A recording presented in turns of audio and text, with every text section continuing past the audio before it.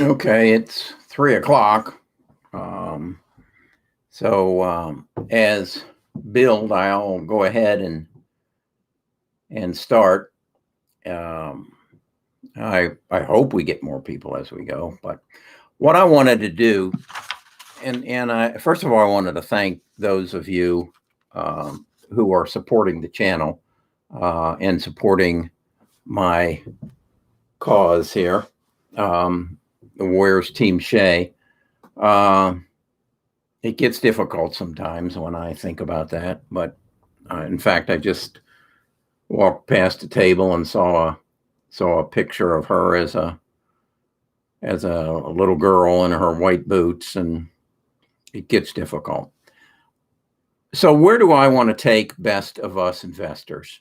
Um, I see the other channels on YouTube and what they're doing and how they're doing it. And some of them I think are excellent. Some of the young people are really digging in deep and giving some good analysis. And I certainly encourage you um, to visit them as well. My direction is a little bit different, and I don't tend to. I responded to a statement on a comment. I don't really look very deep into current value or value relative to earnings or value relative to assets or things of that nature. I'm more forward looking. I want to invest in the companies that I truly believe are going to change the way I live, and I know I repeat that quite often.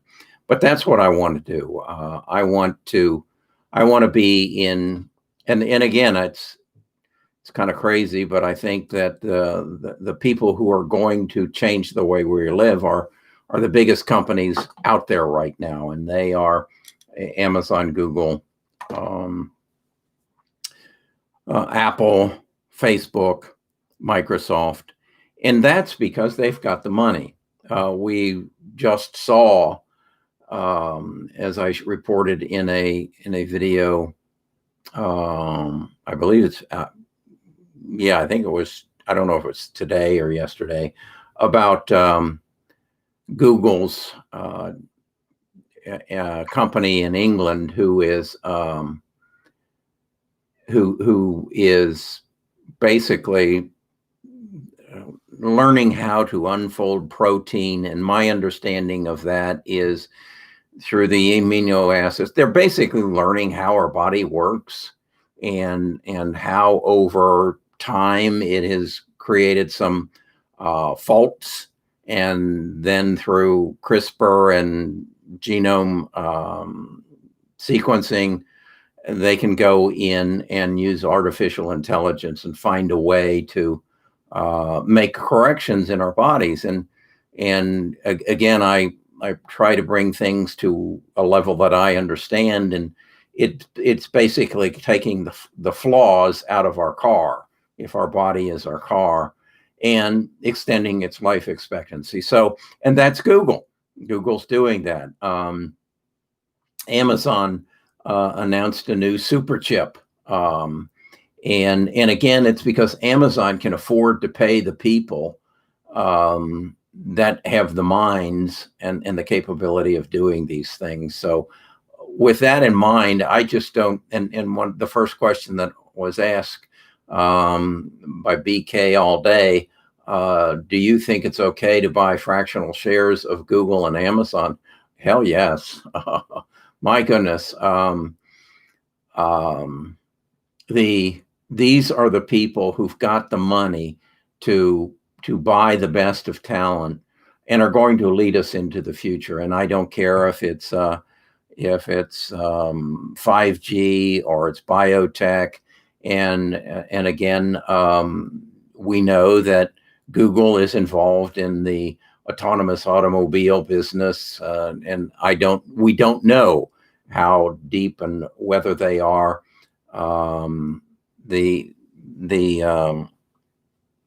whether they are going to get in the autonomous automobile. My point is those are the stocks that those are the stocks and the companies that are going to take us into the future.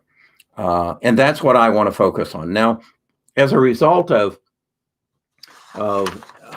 please tell us how $10 membership will work. Okay. Drew has been after me for the last several months to become more involved in the Discord.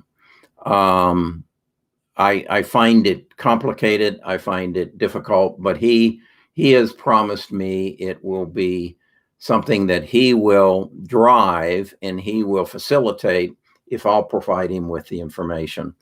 And the first thing he asked me for was a rundown on my portfolio. And so yesterday he sent me this, and it is a spreadsheet that basically is my portfolio as it was the end of business on Friday. And it brought some things to attention to me, so that I think it's going to be a benefit. And what we're basically saying is the $10. And I want to say this up front. If you don't think I can make $10 difference in your life, then don't pay it by any means. What is that $10 there for? The first thing it's there for is to pay Drew. Drew has been working on this thing for me for probably 5 months, and he has been trying to convince me that it works, and he has finally done it. And what I have then said, okay, if I'm going to share my portfolio with them, first of all, understand it's not all my portfolio. As I said, I think before, I've been audited about 6-8 times by the IRS. And I don't want to do it again. So I will share the information that I'm comfortable sharing. So I've put a part of my investments in one portfolio, and that's where what we will track. To give you some other information, I have a trust portfolio for my grandchildren that pretty much mirrors what this is. And it's pretty much just the big six. And I just buy it and leave it. Because again, they won't get it for 10 years. And I just don't think there's any place better that you could put 10 money 10 years from now. So that's what that is. Then what we're working on is a part of that $10 is to work a system whereas I can notify Drew through text every time I do a trade. And then he will go on to Discord, and to those people who have paid the $10 he will notify them. So you will be notified probably within 2 minutes of every trade that I make. Now I need to, and that brought something else to my attention. I keep a graph. I keep a Excel spreadsheet on everything that I do. I track every day how many views does my channel get, how much does that day's views earn, how much does that translate into new subscribers, and how do those numbers relate to each other. Also on there, I keep track of my real estate income, of my Social Security, and my portfolio. And as I did this, I realized that my portfolio, it's showing that it is up 23.39% for the year. And I know that's not right. But then I realized that what that is what is in my portfolio today and how it has performed. Well, I think some of you know that in March and April, I did a lot of what I called opportunity trading, what a lot of you call swing trading. And I traded Disney, Valero, McDonald's, even Berkshire Hathaway, a lot of companies, because I felt they were unduly suppressed as a result of the coronavirus, and felt confident that that they would recover in the very near future. And as they did, I sold them. So those gains are in the total, but not in the percentage. And so my portfolio is actually up, I think it's around 51, 52% since January 1st of last year. And it's interesting how that works. I said to myself as I did that, you need to get back into swing trading. And I'll do a video tomorrow morning that addresses just that. I have preached that investing is all about reacting to events. And the biggest event that is in our lifetime right now is the coronavirus. And that coronavirus is going to dictate what happens in the stock market in many ways for the next 12 months, 13 months, take us to 2022. And as I have said, that is relative to a change in the way that medical care is delivered.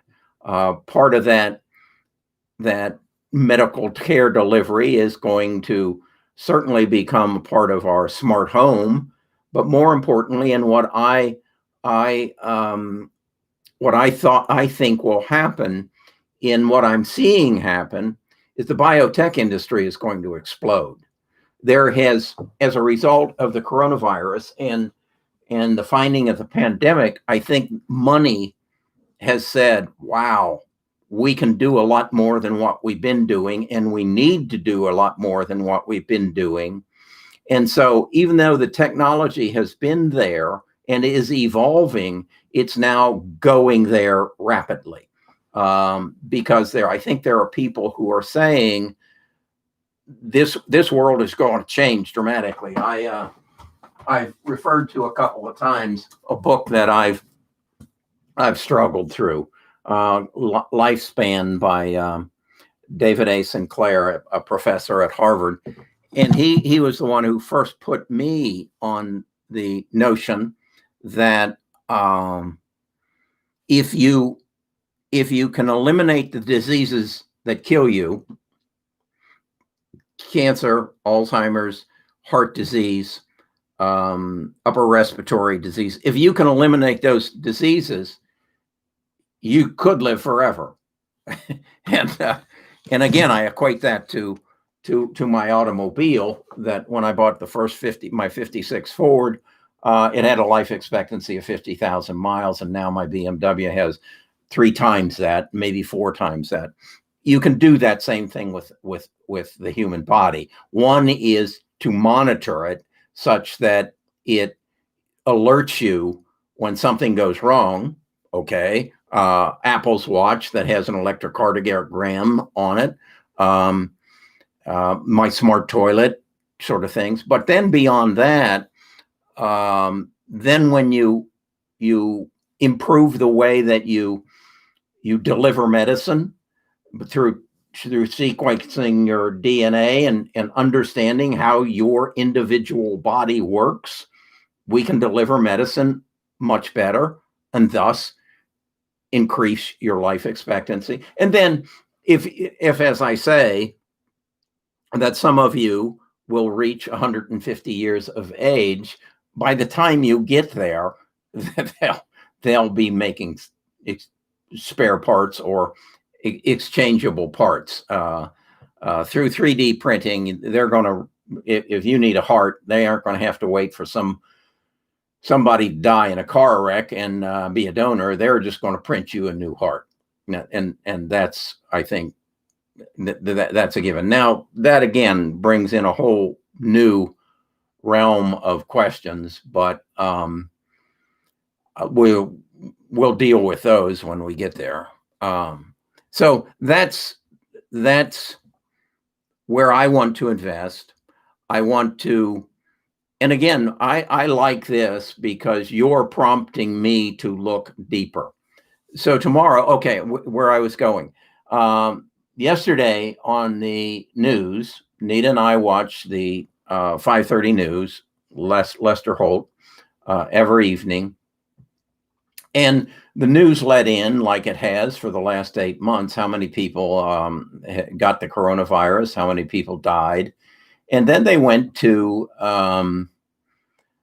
Fauci came on and basically said, folks, you got to wear a mask. And then he made a statement that really hit me in the head. And that was, do not go to the shopping malls. I mean, and then it was supported by other people. Do not go to the shopping malls. And with that said, they said, go online and buy everything. And I said to myself, okay, how is that going to affect the stock market? How is that going to affect my investment decisions? How is that going to create an opportunity? And by identifying this event, Christmas without the shopping malls, what opportunity does that present to me? And the first thing that came to me was, well, yeah, Amazon's business is going to go up. Okay, I know that. I already own Amazon, so I'm good there. Any number of other businesses will go up. But then I thought, with all this shopping that's going online and it's spread up through all the realms of e-commerce, who's going to be affected the most? And my answer was UPS and FedEx. You just said, do not go to the shopping malls. So all these packages are going to have to be delivered. And then they went on to say, and if you don't get your shopping done by December the 11th or December the 15th, whatever it was, you're going to pay extra. And I thought, wow, they just justified FedEx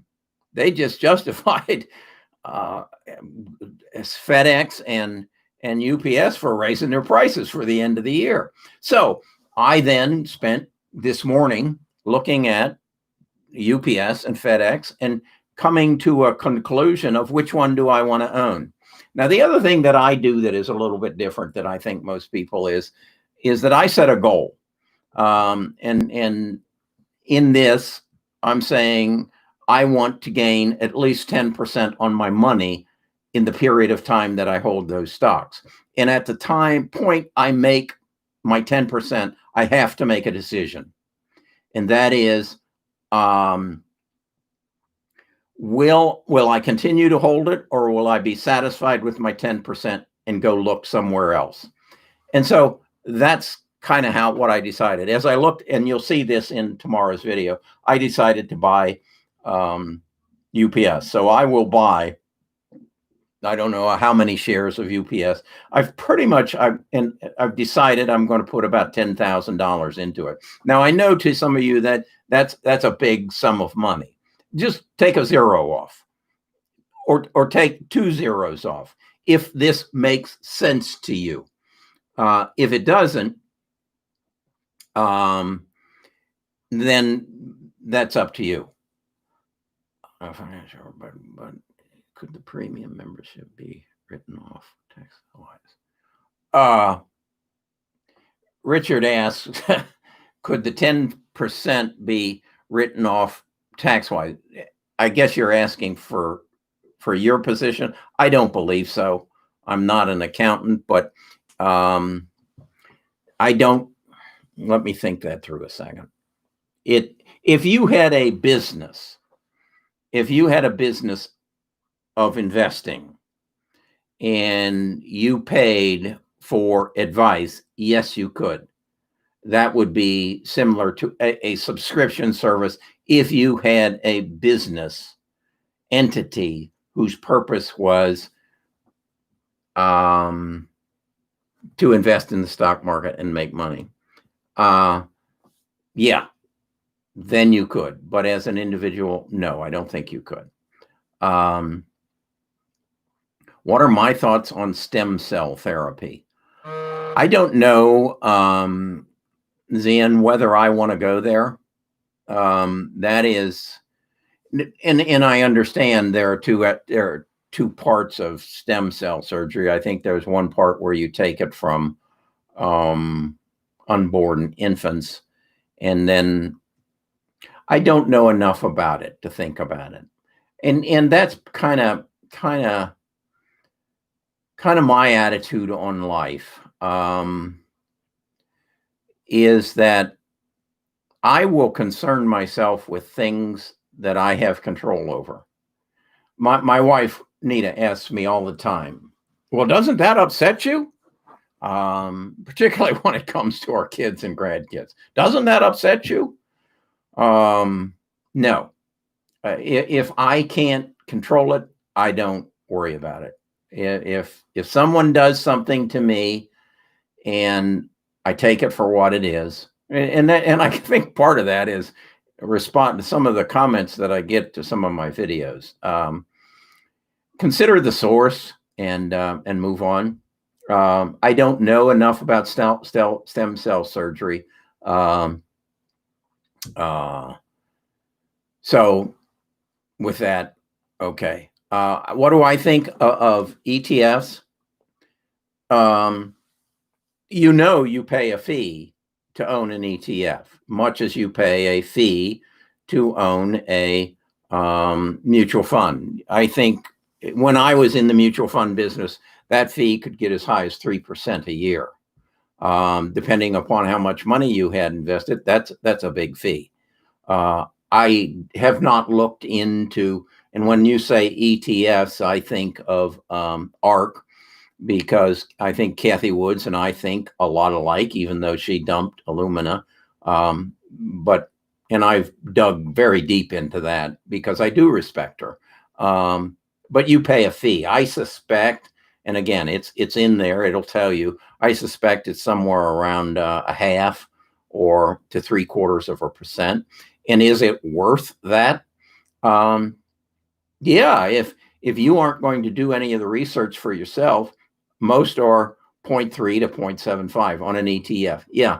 So you just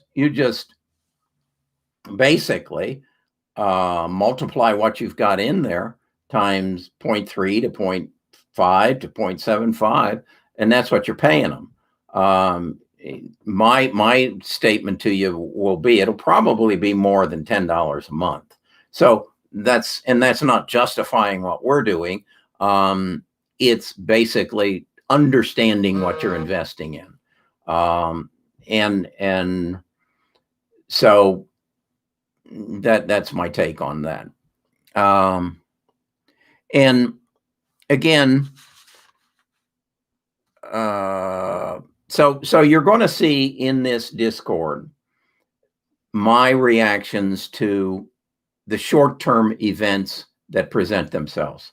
As I said, the difference between what I've made in my portfolio and what I have made in the stocks that I have in my portfolio at this time is about 30%. And again, I want you, those of you who have been with me for a while, remember that I went to 50% cash several months ago.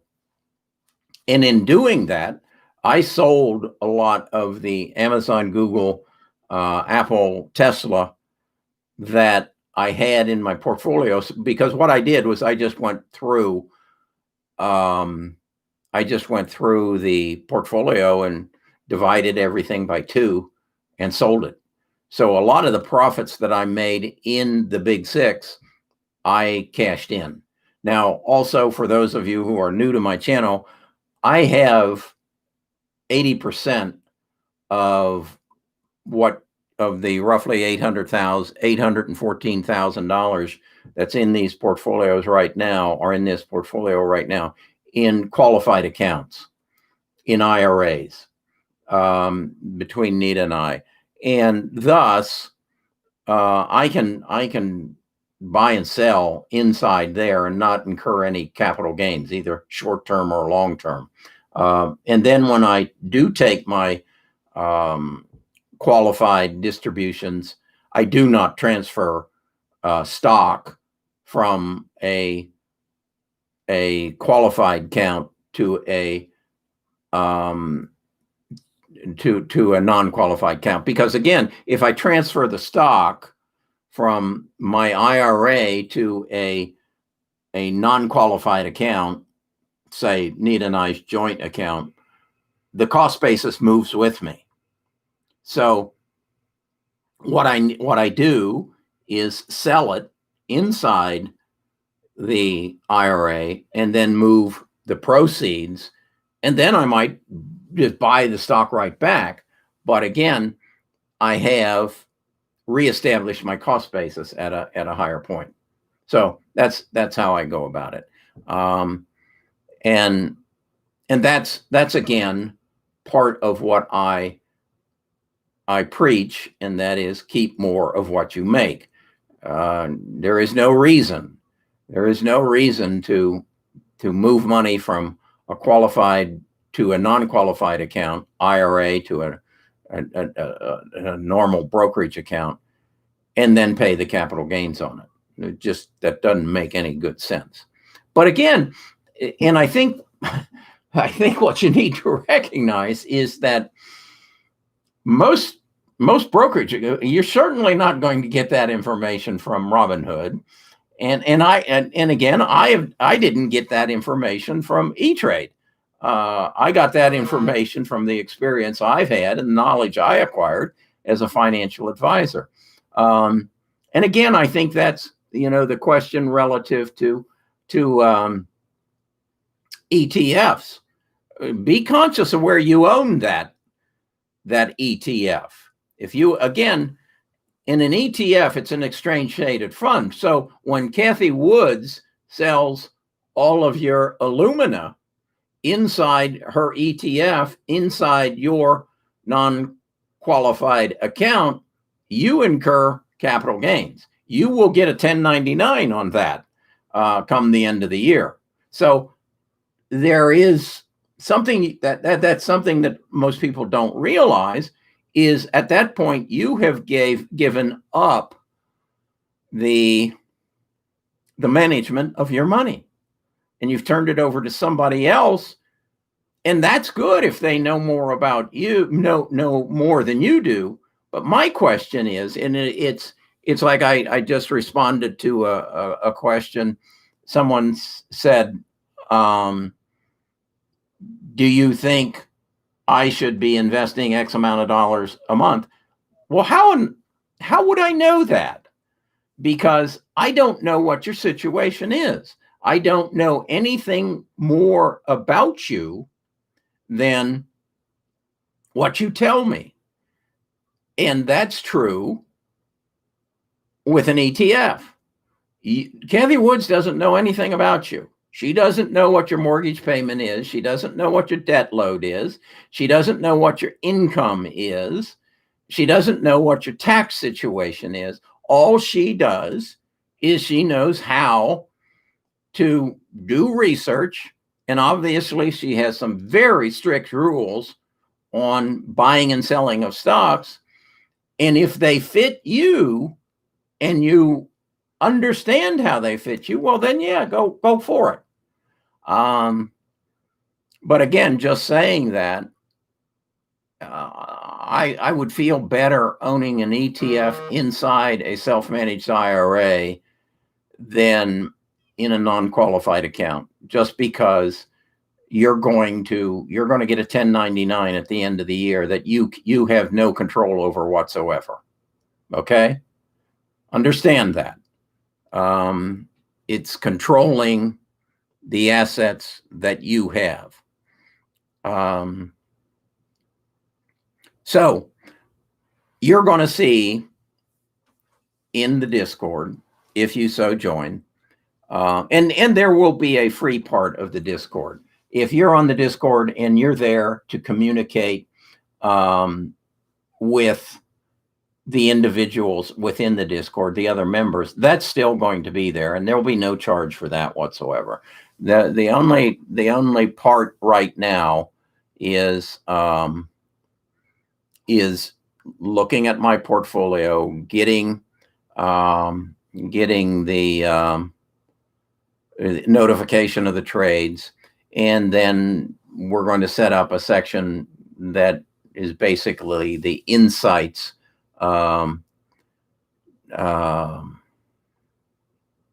Okay, the insights into what I'm thinking each morning. I'm going to, and again, for me, I have told most of you that I am dyslexic. I am a terrible typist. That morning letter is a burden to me. It is a lot of work. So I will be transferring that to Drew, and Drew will be dispensing that through the that information that I usually did through the morning letter through the Discord. I think it'll be more effective. And Drew has promised me, and those of you who don't know Drew, he's very supportive. And as he has said, Kerry, this is not to make you more work. It is to give you less work. And so that's what I'll do. Hiroko asked me, what kind of business license do you and Nita have in your company? I have, a long time ago, I created an LLC. I'm a retired financial advisor, and I learned that you need a second tax entity. You have a tax entity called yourself and your joint, and then you need to have a side gig. You need to have a business. My business was, let me think what the start of it was. It was, I don't want to go into that. I'll start crying.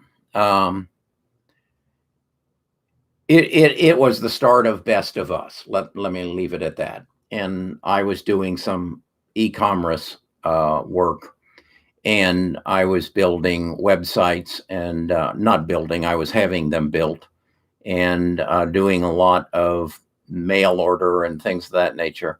And I needed to have a vehicle by which I could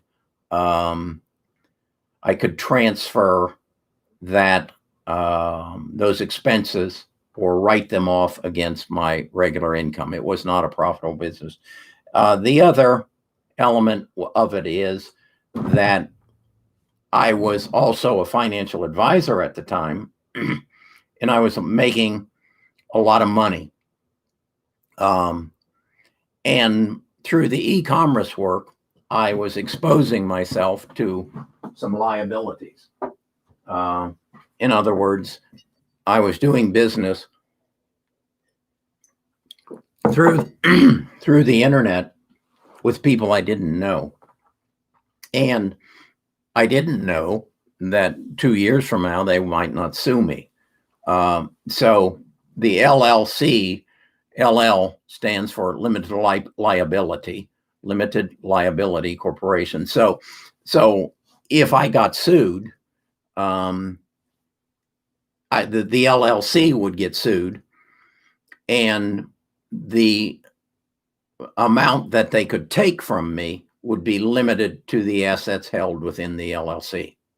So that means they couldn't take my house, they couldn't take my IRA, they couldn't take any other savings accounts I had, they couldn't take any other real estate that I had. It would be limited to the company. And so it cost me, I'm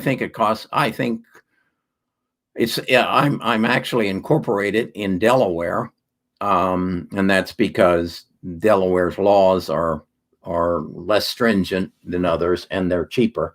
And so I pay a license fee of, I think it's $200 a year to Delaware. And then I have to have legal representation. And that's just write a check to a lawyer. And that's probably another $200 a year. So that's why I have an LLC. Now you could do the same thing with a sole proprietorship or with a partnership, but you don't have the protection of the liability. So I guess what I'm saying is, if you are, excuse me, if you are have a business and you don't fear lawsuits, then go with a sole proprietorship or a limited or a partnership, and form a partnership. I try to do the same like you. Okay. And where you'll find this a lot, and how I became aware of it, is I had, as a financial advisor, I had a lot of doctors as clients. And you can imagine doctors and dentists are the two, I think currently the two highest sued professions. They all run through an LLC. And that's the reason you should do it, if you've got a business. But again, and I don't see how you can function without having, if you intend to make money. But you need to have a side gig.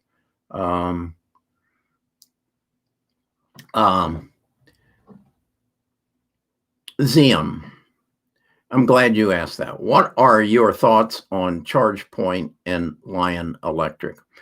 Zium, you misunderstand who I am and what I'm all about. And let me be real clear on this. There's nowhere you could go to get an answer to your question, particularly for free. What are your thoughts on ChargePoint and Lion Electric? Well, first of all, you're assuming I know anything about ChargePoint and Lion Electric. And if you expect an answer from me, you expect me to know what the hell I'm talking about. So what is my time worth to go spend 5 hours researching ChargePoint and Lion Electric on your behalf? What would you be willing to pay me for that? Or do you expect to get it for free? Where else could you get that? Could you go to a doctor and say, what are your thoughts on penicillin? Or I don't know. I can't answer that. The other reason I can't answer it is you could sue me if I did give you an answer and you went and bought it on my recommendation and you lost money. That's why I'm a limited liability corporation. So don't ask me questions like that, because I'd be a damn fool to answer them. What I can do is tell you what I'm doing and then justify why I'm doing it, because that is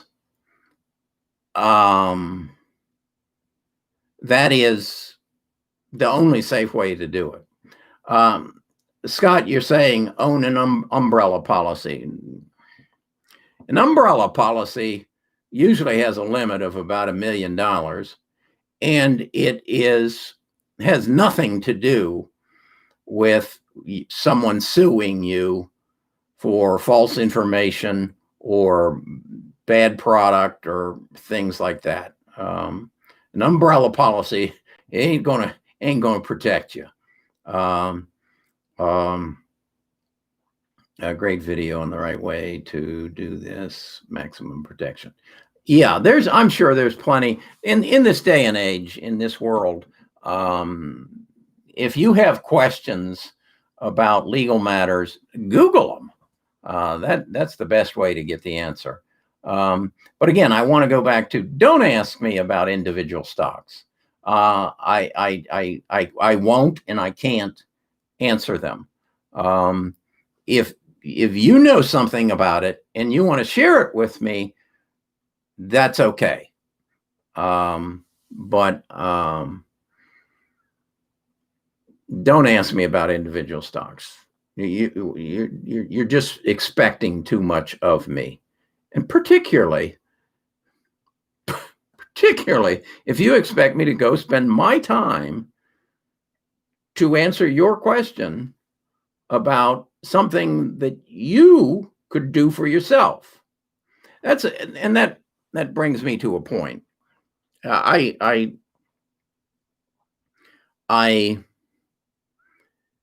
get a little bit perturbed sometimes when I read the comments on my videos and other people's videos. The world we have come to, where someone works and puts forth an effort and other people feel free to call them names, to belittle them, to tell them to go crawl into a grave. What kind of world do you live in? I ask when I see that. So just be kind, not only to me, but to whomever else. Be kind. These people are working, and yeah, they get paid. They don't get paid that much. Your view on a video is worth something in the neighborhood of 1/10 of 1 cent. So don't believe just because your view is worth 1/10 of 1 cent, you have the right to belittle someone because you disagree with them. And then you make some snidey little remark that hurts their feelings. Why?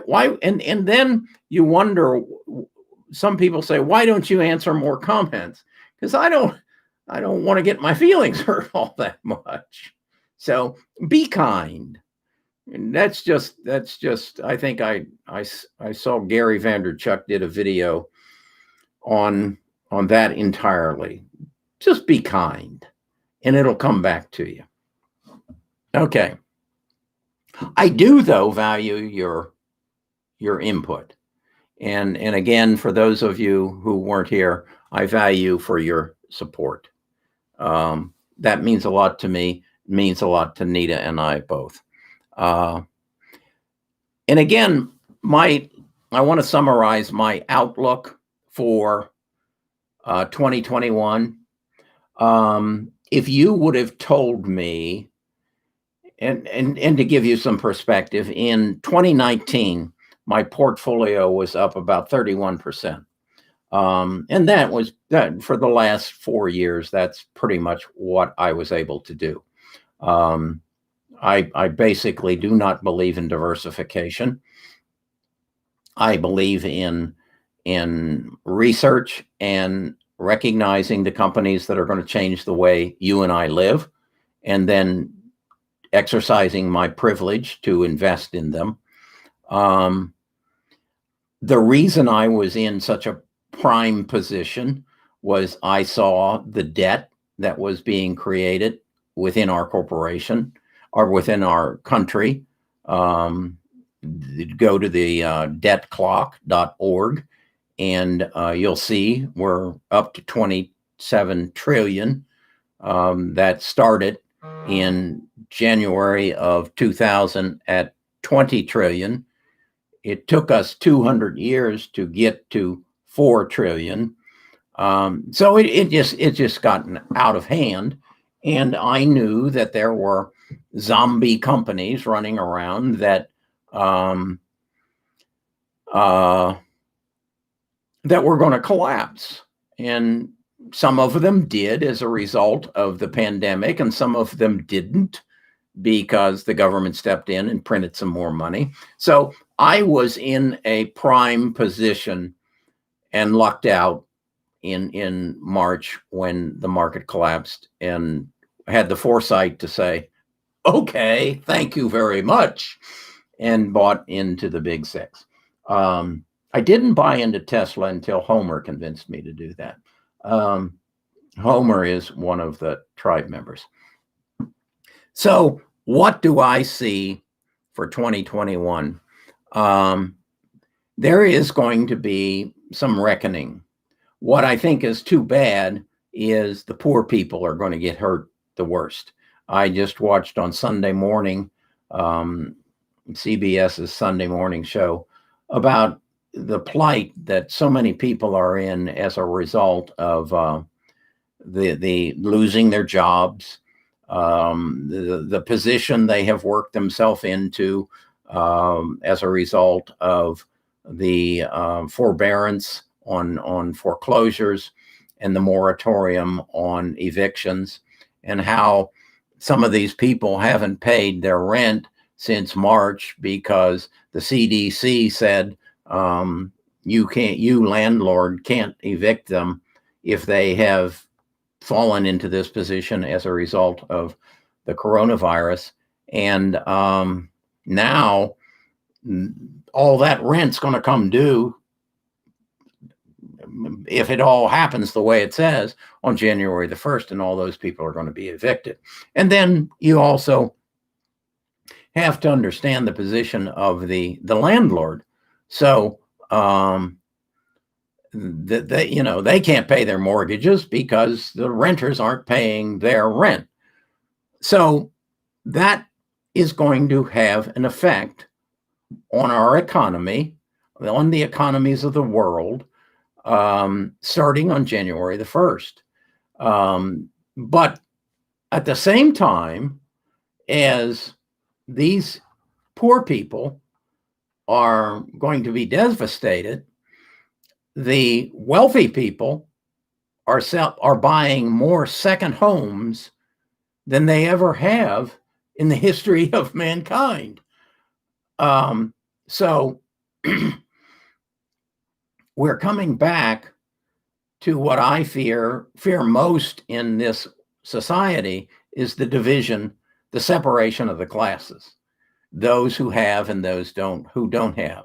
Because again, if you're a student of history, you know this is exactly what has started every revolution, other than corruption in the government, but every revolution that is known to mankind. It was the demise of the Greek dynasty. It was the demise of the Roman dynasty. There became such a separation from those who were in power to those who weren't, that a revolution occurred. So I am of the belief, or of the fear, that this is going to have some repercussions. And I don't know what they're going to be.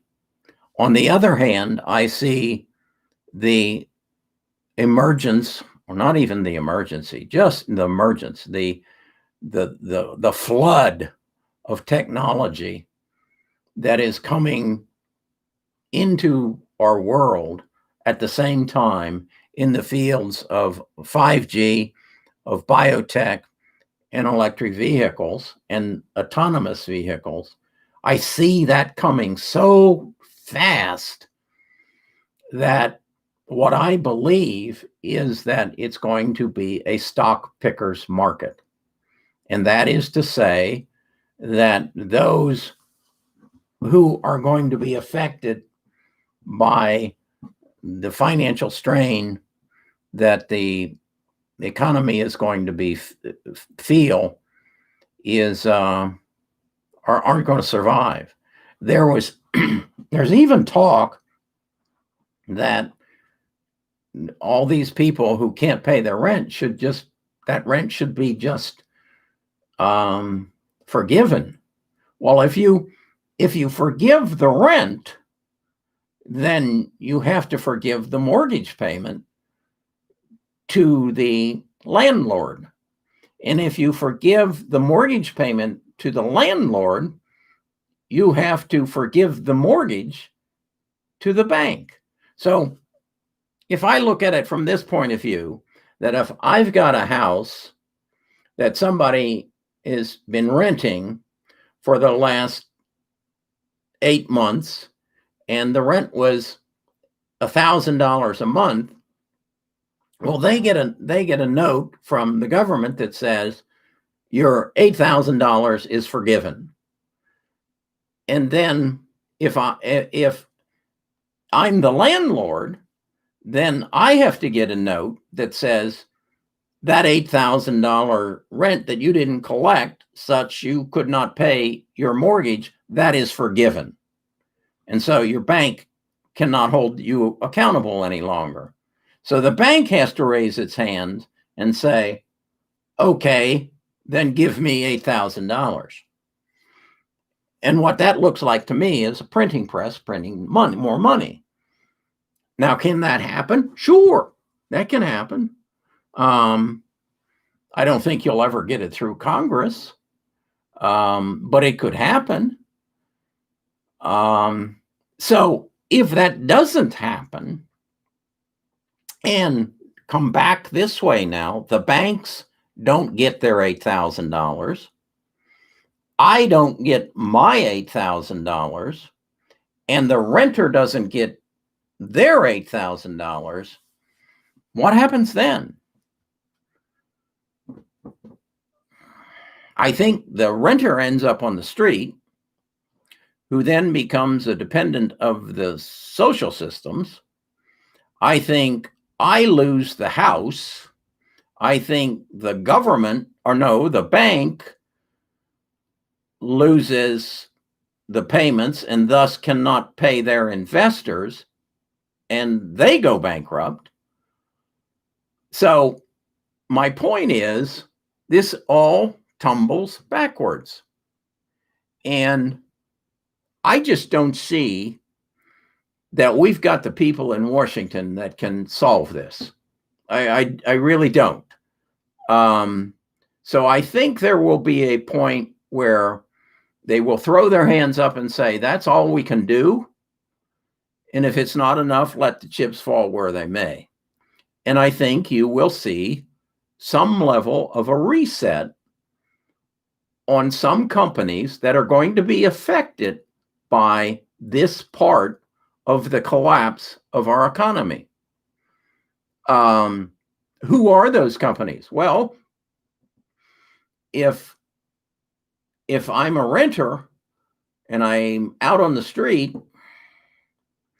I can't go to McDonald's anymore. I can't buy clothes anymore. I can't buy groceries. So I, as an investor, have to be thinking, if this potentially could happen, where do I have to go? And I come back to the three things I don't think you can stop are 5G, biotech, and electric vehicles. A cashless society, we're already there. I mean, I don't use cash. The only thing I pay cash for is my haircut, and it looks like I need to get another haircut. Everything else to me is, and I know you don't mean it, I use a credit card. Also makes it easier for my tax reporting. But yeah, I think we will go to a cryptocurrency. What I do think is it's going to be controlled and owned by government. I spent 1 or 2 weeks in Cuba. Cuba is one of 2 countries that I'm aware of that their currency is no good anywhere other than where they're at. And that would be Cuba and North Korea. That is that is total control of your society, because both Cuba and North Korea recognize if they don't control their currency, they don't control their people. Now, you might say, well, that's a hell of an attitude. Well, who controls your currency? Who controls your currency? Your government. They issue it. They control the interest rates. So they can't allow somebody unknown who created a Bitcoin and stand up and say, okay, we give up total control of the currency. We're going to shut down the Federal Reserve. We're going to shut down the Treasury. We're going to let those people go. And as far as allocation of money to pay the national debt, which they got to do here pretty soon, we'll just go fight for our share of cryptocurrency. Huh? I don't see that happen. I just don't see it happening. So coming back to my outlook for 2021, it's going to be a rocky road. But it's going to be a stock pickers market. You're going to make a lot of money if you own the right stocks. And I think right now I own the right stocks. And I'm looking for a few more. And then, as I said, I'll look for a few short-term opportunities. Scott, I don't know where PayPal and Square. I think, well, PayPal, I use PayPal. I use Square. I know Square made a major purchase of Bitcoin. I think Bitcoin will be a secondary currency for. I'll give you an example. I pay Jack in the Netherlands for making my my thumbnails, and it's a pain in the ass. My bank won't deal with his bank. So I have to go through PayPal once a month and go through the dance to pay him. I am sure that if Jack and I were both owners of Bitcoin, I could pay him that way. So that just in my little world points out that there is a need for some form of payment that is not so laborious and so time consuming. I think our banks are antiquated. I think they're punitive, and I think they got to go.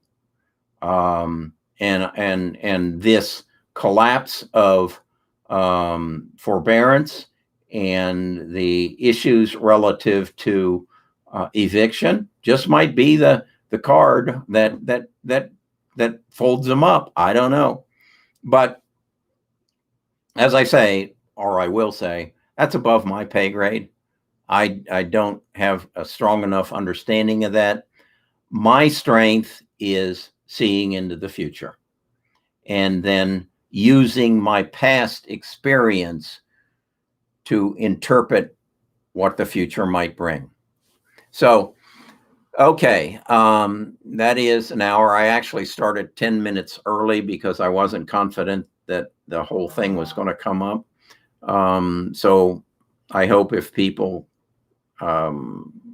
get this recording, they forgive me for the 10 minutes of basic silence that I started. What opinion and express in other companies you express on a daily basis. But if you don't have knowledge of these companies, that's fine. Okay. All right. Yeah. No, I don't. And I didn't mean that, Zian, as a slap in the face. It's just, I can't be everything to everybody. I will share with you my knowledge about what I know or what I think I know, and then you take it for that. Yeah, have not. You're surprised that banks have lasted as long as they have. I am too, and I'm surprised. I'm going to need to show you. Some of you know that when the last hurricane came up through Louisiana, Mississippi, and through Alabama, it knocked out our internet and our TV and our phone lines for about 5 days. So yesterday I was out, and they came out, and after 5 days, I saw a young man digging a hole about 200 meters away from me. And he said, yeah, we had a surge in power and it fried the line here. And so I'm going to have to create a spur to go around it. Well, that was 5-6 weeks ago. So I'm walking yesterday, and I'm walking down the street, and I see this little green box sticking out of the ground, and these wires coming, a big wire about that big, coming out of it. And it goes out onto the street and runs down the gutter and down across people's driveways. I see where it was in people's yards, and when they were cutting the grass, they pushed that cable out into the street where it would get run over by cars, and it goes for about 150 meters, and it goes into another box. And I thought, what the hell is this? And what I realized was that's my internet, my telephone, and my TV. And it's in a cable laying in the street where cars can run over it and lawnmowers can hit it. And it's been there for 5 weeks. These people are going out of business. I mean, you just can't work that way. So AT&T, Spectrum, T-Mobile, they're zombies. Now, I just read that AT&T has a lot of cash, but what they don't have is a lot of good sense, and they don't have a lot of good management. And when you see that, you know somebody else sees it, and they're going to create an opportunity about it. And as Scott and I talked about earlier this week, that's why Elon and Jeff are putting satellites in the sky, because they're going to put these people out of business. Now, I recognize I had Dish, and every time it rained hard, I lost my TV. So they got to overcome that. But look around you and see what people are doing. How many of you really enjoy? When this thing was out, I got billed by Spectrum for $59 for excess usage of my bandwidth on my cell phone. Now I thought, well, I need to call them up and complain and get them to take that off my bill, because it's the reason it happened was I didn't have internet service, which is provided by the same company. And you know what I said to myself? It's not worth $59 for me to get on the phone and have to deal with these people, because I know I'll be transferred 3-4 times and I'll spend 45 minutes on the phone. Well, my time's worth more than that, and I don't want the aggravation. So I'll just go ahead and pay the $59 and wait for Elon and Jeff to give me an alternative. And whoever is going to put the banks out of business. Again, I when I wanted to build these houses, and I went and said, here's my plan. Here, I want to build these houses, and I want a $500,000 line of credit. And they said to me, well, then you need to take your money out of your investments and put them in a CD in our bank to guarantee the loan. I said, I'm sorry, folks, I can't deal with you. So I found another way to do it. No, they're antiquated, they're punitive, and there's no place for that in this world. Jeff Bezos has shown that.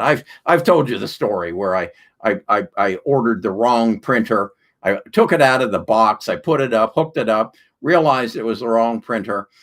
And I stuffed it back in the box and taped it up and sent it back to Jeff and asked him to send me a new one. And he did. No questions asked. Well, that's the world we're going to live in. And until these people wake up, they're terminal. They're zombies. Okay, I got to go. Nita's waiting for me. I don't know what she's got planned for dinner. Take care, and we'll talk again.